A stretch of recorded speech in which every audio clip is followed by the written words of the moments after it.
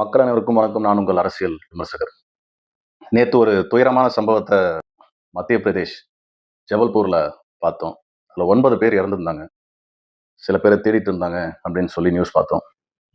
அதுல ரொம்ப கஷ்டமான ஒரு தாக்கமான ஒரு விஷயம் என்னன்னா, ஒரு அம்மாவும், ஒரு சின்ன குழந்தையும் ஹக் பண்ணபடியே இறந்தபடி அந்த சடலத்த போட்டிருந்தாங்க. ரொம்ப மனசுக்கு ரொம்ப கஷ்டமா இருந்தது. ஆழ்ந்த இரங்கல் அவங்களுக்காக. வாங்க நம்ம வீடியோக்குள்ள போலாம். அது என்னப்பா அது தற்குறியா?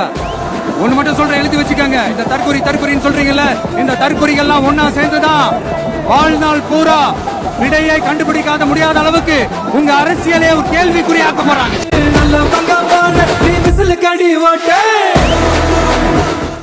ஃபர்ஸ்ட் நியூஸே வந்து நான் விஜய் சார் அவர்களை பத்தி தான் சொல்லணும்னு ஆசையா இருக்கு. ஒரு சின்ன டிராவல் ஒன்று பண்ணாரு.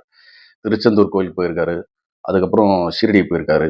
அதுக்கப்புறம் வேளாங்கண்ணி போயிருக்காரு.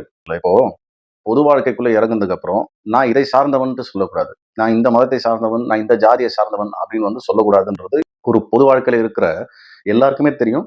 ஒரு பக்கமா சாய்ந்து இருக்கக்கூடாது, எல்லார் பக்கமே நம்ம இருக்கணும் அப்படின்றது தான் வந்து ஒரு பொது வாழ்க்கையோட ஒரு ஃபண்டமெண்டல் பேசிக் திங்.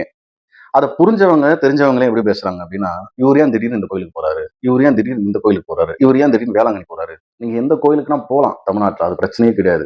நீங்க செய்யறது இப்ப எப்படி இருக்குன்னா, இந்த மதத்தை தான் இவர் கும்பிடணும், இதை ஏன் இவர் கும்பிடுறாரு, ஏன்னா இவரோட பேர் வந்து சி ஜோசப் விஜய், ஒரு ஜோசப்ன்ற ஒரு கிறிஸ்டின் ஏன் இதெல்லாம் பண்றாருன்னு கேட்கிற மாதிரி இருக்கு. தமிழ்நாட்டில் மதத்தை வைத்து அரசியல் பண்ணுவது யார் அப்படின்னு கேட்டா பிஜேபின்னு சொல்லுவாங்க. இன்னைக்கு டிஎம்கேவோட தொண்டர்களும் ஊப்பிகளும் இதை பண்ணுதுங்க. ஒரு ஒரு வக்கரம், ஒரு வன்மம். எப்படி பாத்தீங்கன்னா, இந்த எக்ஸிட் போல்ஸ் உள்ள வந்ததுல இருந்து டிஎம்கே ஒரு மாதிரி இருக்கிறாங்க, விக்ரஸா இருக்கிறாங்கன்னு சொன்னாங்க. ஆக்சிஸ் மை இந்தியா கொடுத்த அந்த ஒரு வியூ வந்து எல்லாருமே மிரண்டு போய் தான் பார்த்தாங்க. நிறைய நிறுவனங்கள் வந்து இந்த எக்ஸிட் போலோட சர்வே கொடுத்தது. ஆக்சிஸ் மை இந்தியாவில் என்ன பண்ணியிருக்காங்கன்னா, அவங்களோட டேட்டாவே கொடுத்துருக்காங்க. என்னன்னா, அதாவது சாம்பிள் சைஸ் எல்லாம் போட்டிருக்காங்க. என்னன்னா 44,460 சாம்பிள்ஸ் எடுத்திருக்காங்க.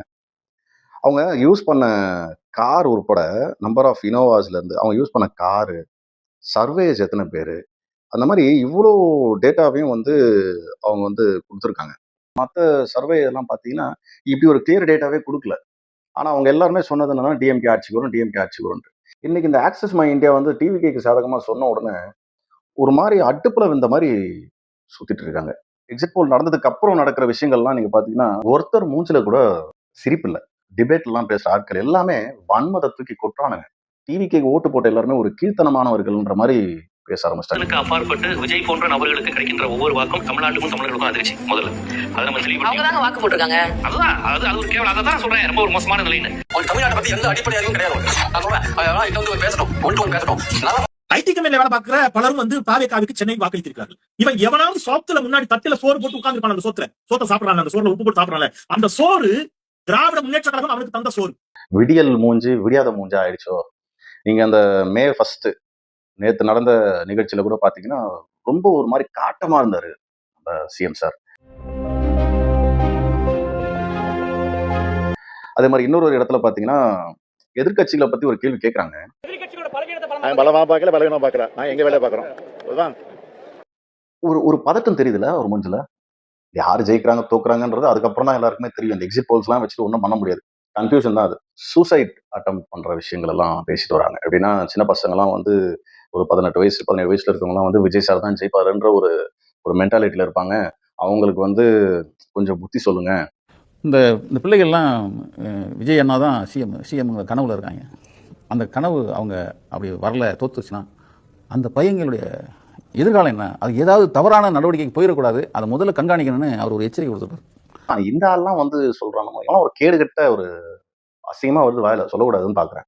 ஒரு நியூஸை படிக்க வைக்கிறதுக்கு ஆபாசமான செய்திகள் என்னென்ன போடணுமோ அதெல்லாம் போடுவாங்க. இவனை பத்தி தெரியுமா அவங்களுக்கு? ஜெயலலிதா அவர்களும் சசிகலா அவர்களும் அவங்க போயஸ் கார்டன் வீட்டுக்கு போய் உட்கார்ந்த உடனே அவங்க வேலை என்னன்னா சரக்கடிப்பாங்க அப்படின்னு சொல்லி நியூஸ் எல்லாம் போட்டிருக்கான். ஃபர்ஸ்ட் சரக்கடிப்பாங்கன்றது வந்து ஓகே, இப்போ அது ரொம்ப சோசியல் ஆயிடுச்சு, அதெல்லாம் நம்ம விட்டுருவோம்.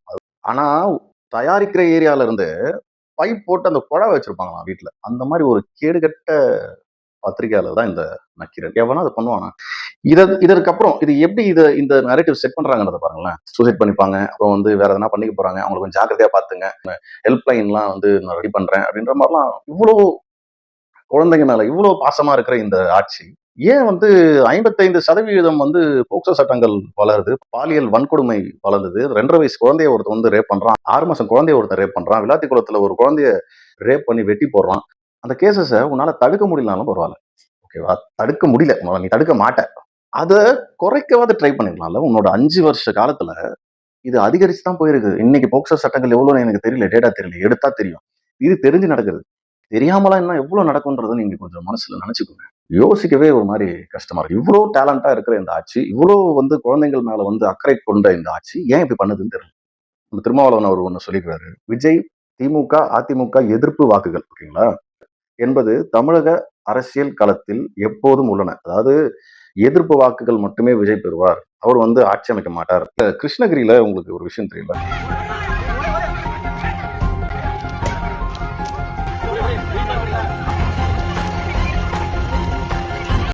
இவர் ஒரு வார்த்தை பேசல. ஏன்னா பா ரஞ்சித் அவர்கள் ஒண்ணு சொல்லியிருக்காரு, ஓகேங்களா, தலித் மக்களுக்காக போராடுறேன்னு சொல்லிட்டு, நாங்க தான் தலித் மக்களோட காவலன்னு சொல்லிட்டு, தலித் மக்களுக்கு பிரச்சனை வரும்போது வாய் திறக்காம இருக்கிறார்கள் திமுகவும் அந்த கூட்டணியும். இந்த கூட்டணியில வந்து இவர் இருக்கிறாரு. மீண்டும் தலித் சமூகத்துக்காக நீங்க இறங்கி குரல் கொடுக்கணும், உங்களோட ஃபோர்ஸ் எங்களுக்கு திருப்பி வேணும் தான் நான் இதன் வழியா நான் சொல்லிக்கிறேன். தேமுதிக அவர்கள் சொல்லியிருக்காங்க, ஆட்சியில் பங்கு குறித்து மே 4ஆம் தேதி பிறகு பதில் அப்படின்னு சொல்லியிருக்காங்க. திமுக உரிய அங்கீகாரம் தரவில்லை, வேலையின்மை போக்க நடவடிக்கை எடுக்கவில்லை. யாருன்னா நம்ம சிபிஎம் அவங்க பேசியிருக்காங்க.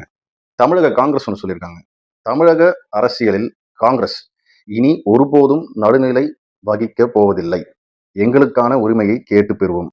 விசிகாவினர் கூட்டணி கட்சி வேட்பாளர்களுக்கு பணியாற்றவில்லை. நம்ம திருமா அவர்கள் வந்து காட்டுமன்னார் கோயில்ல வந்து வேட்பாளராக நிற்கும் போது ஏகப்பட்ட நெருக்கடி இருந்ததுதான், அது இல்லைன்னா சொல்ல முடியாது. திருச்சி ஸ்ரீரங்கம் தொகுதியில ரமேஷ் அவர்கள் என்ன தெரியுங்களா, அந்த தொகுதியில ஒரு 2 பேர் வந்து நைட்ல வந்து தாவேகா ஆபீஸ வந்து எரிச்சிருக்காங்க. எக்ஸிட் போல்ஸ் பார்த்ததுக்கு அப்புறம் இந்த மாதிரி ஒரு நிலைமைகள் எல்லாம் ஏற்படுத்தாங்க. இதெல்லாம் வந்து கண்டனத்துக்குரியதுல. ஏரோப்ளேன்ல மேல அப்படி பறக்கும்போது கீழே இருக்கிற ஆட்களை தான் பார்த்து, என்னடா மக்கள்லாம் எறும்பு மாதிரி தெரியுறான், அது சும்மா நம்ம விளையாட்டா சொல்லியிருப்போம், ஓகேங்களா. எந்த வார்த்தையுமே விளையாட்டா சொல்ற வார்த்தையுமே யாரோ ஒருத்தர் சொல்லி தான் நாம அதை சொல்லியிருப்போம்ன்றது நம்மளுக்கு நல்லா தெரியும். அப்படின்னா இந்த ஆட்சியாளர்களும் அவங்களோட பதவியில ஏற வரையும் தான் நம்ம மக்களா தெரியும். அவங்க பதவியில ஏறி உட்கார்ந்ததுக்கு அப்புறம் ஆட்சியாளர்கள் அனைவருக்குமே நாம எறும்பாதான் தெரியுமோ. ஏன்னா அவங்க கீழே இருக்கிற வரையும் தான் நம்ம கிட்ட வந்து நின்று பேசுறது, நம்ம கிட்ட வந்து ஓட்டு கேட்கறது, நம்ம கிட்ட வந்து குறைகளை கேட்கறது, இது எல்லாமே நடக்குது. தயவு செய்து யாருமே வீட்டை விட்டு வெளியே போகாதீங்க. மே 4th இந்த செலிப்ரேஷனே இருந்தாலும் 5th 6th பண்ணிக்கங்க. 4th தயவு செய்து வெளியில போகாதீங்க. சில பேர் எனக்கு சொன்னதுனால இது எனக்கு தெரிய வந்தது. கண்டிப்பா. 4 தேதி வாக்கு எண்ணிக்கையில 130 தொகுதி ஜெயிக்கும். ஆனா இந்த வெற்றியை இவங்களால வந்து உதாரணத்துக்கு ஒரு 20 ரவுண்ட்ஸ் போதும் கவுண்ட் 10th ரவுண்ட்ல இவங்க பிரச்சனை பண்ண ஆரம்பிச்சிருவாங்க. போலிங் கவுண்ட் ரிசல்ட் அறிவிக்க முடியாத அளவுக்கு பிரச்சனைகளை திமுக காரங்க உண்டாக்குவாங்க. இது கண்டிப்பா நடக்கும். ஏன்னா இப்போ ஒரு நிறைய நரேஷன் செட் பண்ணப்படுது. கடந்த 2 நாட்களா பாக்குறோம், குழந்தைகள் வந்து இன்ஃப்ளூயன்ஸ் பண்ணாங்க இந்த அப்படிங்கிற ஒரு விஷயத்தை வச்சு நாளைக்கு விஜய் தோத்துட்டார் அப்படின்னா குழந்தைகள் வந்து ஒரு மறைமுக தூண்டுதல் இல்ல ஜெயிக்கிற கூட மாட்டாம தான் உங்களுக்கு வந்து கவுண்டிங் பூத் வந்து பிரச்சனை பண்ணுவாங்க. அங்க மிஷின்கள் உடைக்கப்படும், உள்ள இருக்க தாக்கப்படுவாங்க. இந்த விஷயம் எல்லாமே நடக்கும். இரண்டுக்குமே வாய்ப்பு உள்ளது. 4th அன்னைக்கு உங்க ஃப்ரெண்ட்ஸுக்கெல்லாம் கொஞ்சம் சொல்லுங்க, என்ன பண்றதுன்னு தெரியாம பித்து பிடிச்சு போய் உட்காந்துருக்காங்க எல்லாம். தயவு செய்து உங்க குழந்தைங்களை அனுப்பாதீங்க. ஆனா நம்ம குழந்தைங்களை அது பண்ணாது. நான் சொல்றது உங்களுக்கு புரியும் நினைக்கிறேன். வெளியில அனுப்பாதீங்க. உதாரணத்துக்கு நம்ம செவிலியர்கள், நம்ம தூய்மை பணியாளர்கள், இவங்க எல்லாம் வந்து போராடும் போது இவர் கூலி படம் பார்த்துட்டு அந்த மாரி செல்வராஜ் ஒரு படம் எடுத்தான் பாருங்க, அந்த படத்தை பார்த்துட்டு ரிவ்யூ கொடுத்திருந்த ஆட்கள் தான் இவங்கலாம். ஒரு ஏற்றம் கிடைக்கும் போது மக்கள் எல்லாம் பார்க்கும்போது எறும்பு மாதிரி தெரியணும். இன்னைக்கும் நம்மள எறும்பா தான் நினைக்கிறாங்க. நம்ம இதுல ஒரு 100 பேர் இறந்தா கூட அவங்க கால் செருப்படியில மாட்டின எறும்பா தான் நம்ம தெரியும், மக்களா தெரிய மாட்டோம். ஸோ இந்த பாயிண்ட்ல அவங்க இருக்கிறாங்க எல்லாருமே. என்னுடைய அட்வைஸா இதை எடுத்துக்கோங்க. யாரும் தயவு செய்து 4th வெளியில போகணும், செலிப்ரேட் பண்ணணும். கட்சி ஆட்கள் அவங்கலாம் இருப்பாங்க, அவங்கலாம் நிறைய விஷயங்கள் பண்ணிட்டு இருக்காங்க. டிவிகேன்ஸ் நிறைய இருப்பாங்க. நானும் களத்துல இறங்கி நிறைய வேலைகளை பார்க்க தான் போகணும், வேற வழி கிடையாது. கொஞ்சம் ஜாக்கிரதையா இருந்துக்குங்கன்றதுதான் என்னோட தாழ்மையான கருத்து. மீண்டும் சந்திப்போம். நன்றி, வணக்கம்.